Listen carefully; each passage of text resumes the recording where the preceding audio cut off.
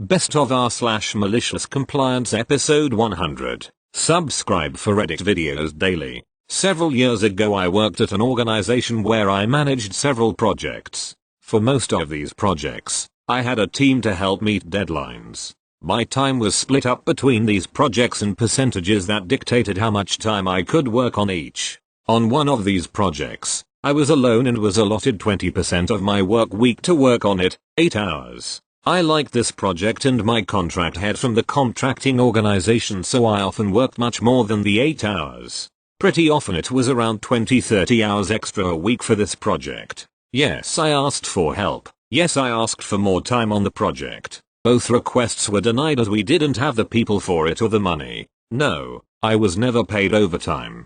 Seeing as I was working so many extra hours, often very late into the night, I occasionally asked my manager if I could come in a few hours late because I had been up until 3-4 AM working on a deliverable. At first this request was accepted and I would come in late and leave late. After the 6th or 7th time, my request started to get declined with my manager saying they don't need the deliverable at 4 AM, so why are you working that late? About a month after the requests were first denied, my mental health started to worsen as I was barely sleeping. I decided to listen to my manager.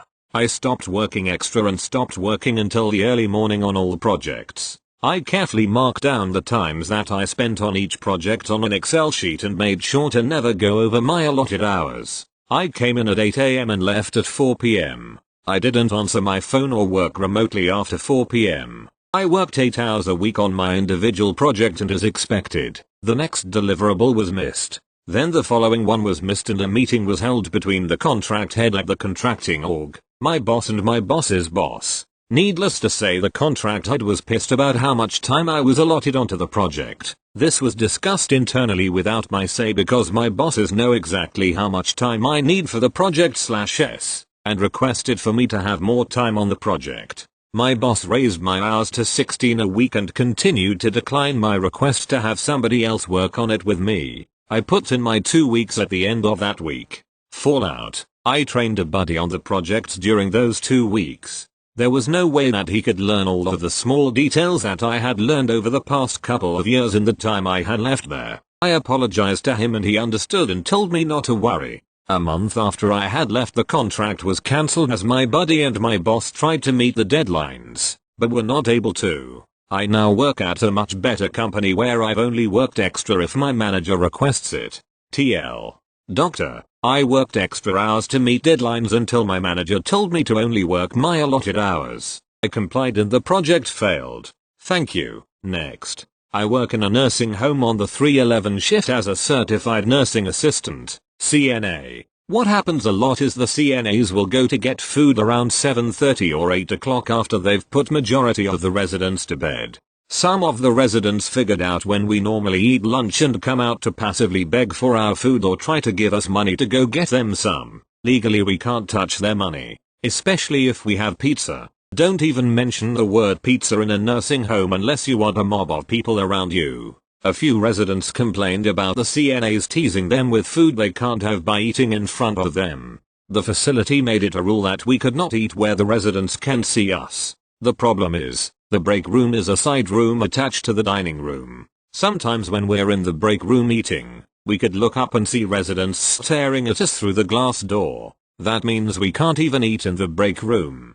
The CNAs didn't even talk about this compliance. We just all did it.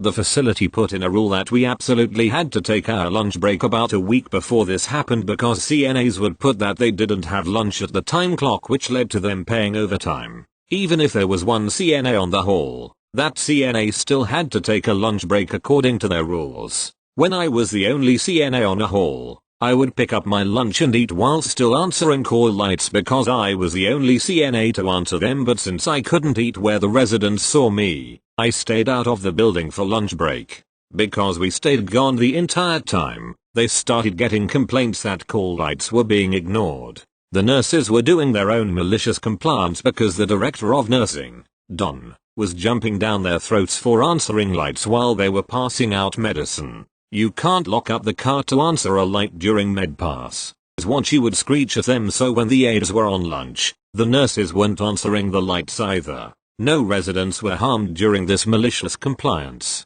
This led to a lot of complaints and phone calls to the Don's cell phone at night because the residents would call their family members who would then call the Don. One night at around 7:45, the Don stormed up to me while I was eating lunch in my car. She was in her pajamas, so I knew she wasn't happy. "Don, why aren't you on the hall? I'm getting phone calls about call lights not being answered." Me, "I'm on my lunch break." "Don, you can't leave the hall unattended." Me, "According to the in-service and the write-up that you made me sign, I have to take a lunch break whether I'm the only aide on the hall or not, and I'm not allowed to eat in front of the residents, so I can't be in there. We're also not allowed to work while off the clock." When she realized a corner her rules back us into, she practically short-circuited. She wasn't even making words anymore. She looked around and saw two other CNAs eating in their cars. These ladies were kind of sassy and weren't going to take any crap from her, so she didn't even bother. She stormed into the building and I didn't see her again until my lunch break was over. She apparently answered the call lights in her pajamas. For anyone that is curious, the call lights that she answered were for little things like a resident who was on a fluid restriction wanting water or wanting their TV turned to a channel that the TV was already on. Those were the only two lights that were on, according to my nurse. The Don was furious that she had to drive down there to answer those lights since they didn't even need anything.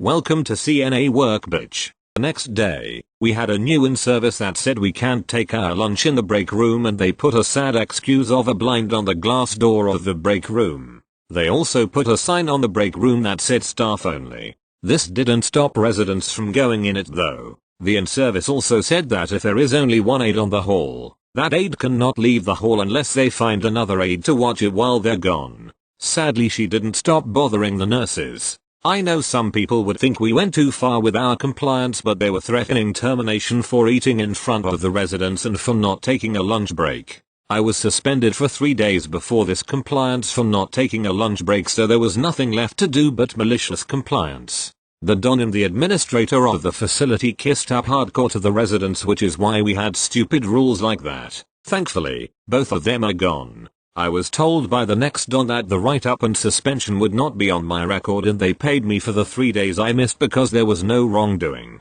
Thank you. Next. My buddy from work got laid off for 3 weeks yesterday.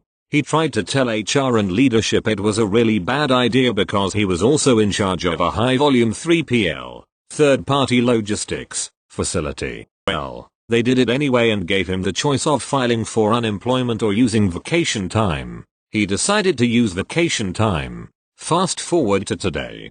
Customer service calls our offices saying that nothing is shipping from the aforementioned 3PL and it's going to shut down at least 8 different customers. My boss informs them that the person handling the 3PL is laid off, and, sorry, we don't have access to that facility in our ERP to help them for checks and balances reasons. Vice Pres hears about it. Then my boss's boss. Then HR. My boss's boss comes in my office today to ask me to take over the 3PL for a few weeks, and I'll lay out why I can't realistically do it on top of my normal job. I ask him why we can't just bring back the guy who did it in the first place, because this sounded really important. His shoulders slump, and with a deadpan expression he tells me he won't do it. He's on vacation. TL.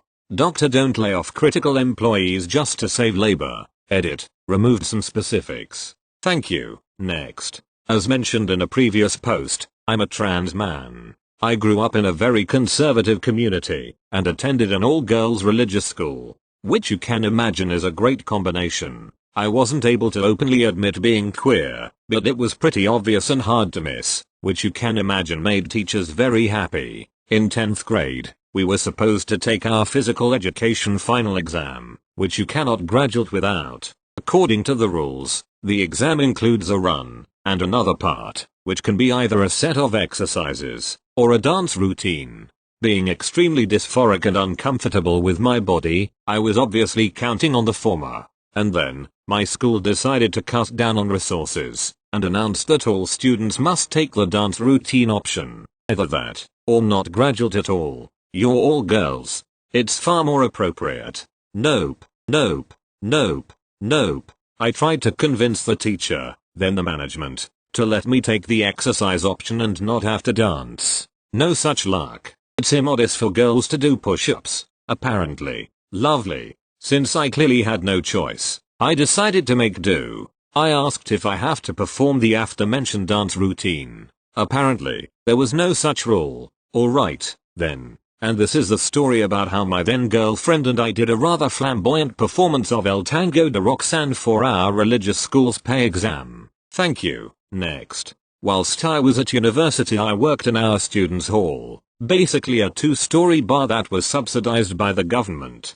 Because of the subsidy, it was the cheapest place in town, so we would get a couple locals come in. To prevent this, we were supposed to check everyone had a student ID, but no one minded as the locals were usually polite and handled their booze better than most students. My manager, who was a local himself, would encourage locals to come, and would either discourage checks or simply not inform new staff of the situation. He would often steal from the bar and would give free drinks to his mates. One night he had a bunch of his buddies in town come in, have a drinking session at the bar's expense, paid for maybe 1/5 drinks, till way past closing and beyond our license. This resulted in the police being called for a noise complaint and his boss, Hole's head, finding out. To cover his ass, he claimed that the group were locals that we, the bar staff, had happily allowed to stay, and then fudged the accounting for the night to make up for the free drinks. Because of this, he himself demanded we check every student ID, and the head took away some of our employee perks. The Sunday after this all went down, the pool tournament guys come in. These guys rotate which bar they go to every week between a list of maybe 6 that have enough pool tables and lounge space. I personally had served them a half dozen times. They make their way over to the bar and the first guy is well into his 40s. Me, hey man, before I can serve you I have to see your student ID. He chuckled and said something along the lines of, "Do I look like a student?" and proceeded to order. Me, "Look, I'm sorry, but I've been told that if you haven't got a student ID I can't serve you." He started to realize I wasn't just messing with him and looked to the other member of staff, who reiterated the point. "Are you serious? We've been coming here for years." Me, "Yeah, sorry, manager's name is cracking down on the only students rule. I can grab my supervisor for you if you want." My supervisor was also a student and explained the situation, said he was sorry for the inconvenience and that if they had any complaints, to call the head, my manager's boss, and even gave out a couple of his cards that were in the office. The pool guys left, which meant no one was really in the building, so we ended up closing early. Next morning I woke to my manager screaming down the phone at me, but it was my day off, so I hung up and didn't go to work as a customer till past noon. When I did, my co-workers couldn't wait to tell me what had happened. My manager had come in and had a shouting match with my supervisor in front of everyone, grabbing a morning coffee. The head had indeed received some complaints and scheduled a meeting with the manager that morning. Not wanting to face it alone, he took my supervisor with him, I imagine intending to throw him under the bus as much as possible. The head was pissed, A, because all these 40-something men had called to complain on his personal number on a Sunday, B, because these 40-something men, by their own admission, had been coming for years at the invite of the manager, whom they knew well. My manager tried to save face and claimed they were associated with the university, that they were in fact lectures, that it was the bar staff's failing to check for student ID all this time, and then turned on my supervisor saying he'd given them a bad reputation, cost them money by turning them away and closing early, as well as laying bare every other mistake he had ever made.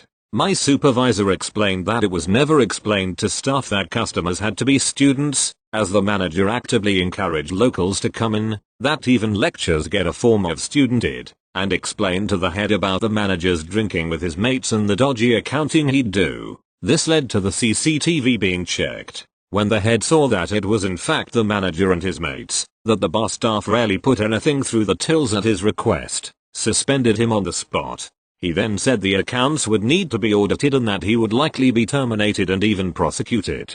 After a surreal couple of weeks, we got our perks back. They hired a new manager and eventually they installed locks on the doors that could only be opened with a student ID. No idea what happened to the old manager, but by no means a loss. Thank you. Next. I just remembered this fun little story and wanted to share it with you. My family is Christian, so when my little brother and me were younger, we would pray at the table before we started eating. At one point my dad told us about an acquaintance of my parents who would just say danky, amen, thanks, amen, before a meal. After that my brother would often volunteer to pray before a meal and just say danky, amen. Then at one occasion my mom complained that he should use a longer prayer. He just said vielen dank, amen, thanks a lot, amen. Dot. She couldn't argue after that, because he did as she wanted. Thank you. Next. I'm a guy. Several years ago I was heading into a rather tall office building on my way to renew one of my professional licenses with the state agency. As I approached the front door, I noticed a woman about 20 feet behind me. Having been taught that it's rude to slam a door in someone's face, I held it open for her. She stopped and glared at me. "What are you doing?" she asked. Holding the door. This triggered a sharp lecture from her about how women are perfectly capable of opening doors for themselves and how dare I assume that she's unable to do so. "I didn't do it because you're a woman. I did it because you were right behind me." This set her off on another round of tongue lashing, which included the phrase, "Never hold a door open for a woman. It's rude." I had no interest in a fight, so I simply went inside and headed to the elevator. Looking back, I saw that she waited until the door shut completely before opening it again. Whatever. I got on the elevator and, as the door began to close, guess who was rushing to catch it? "Hold that elevator," she shouted. I made no effort whatsoever to do anything of the sort. I simply yelled, "Sorry, I wouldn't want to be rude," as the door closed on her face. Petty? Maybe. Satisfying? Oh, yeah.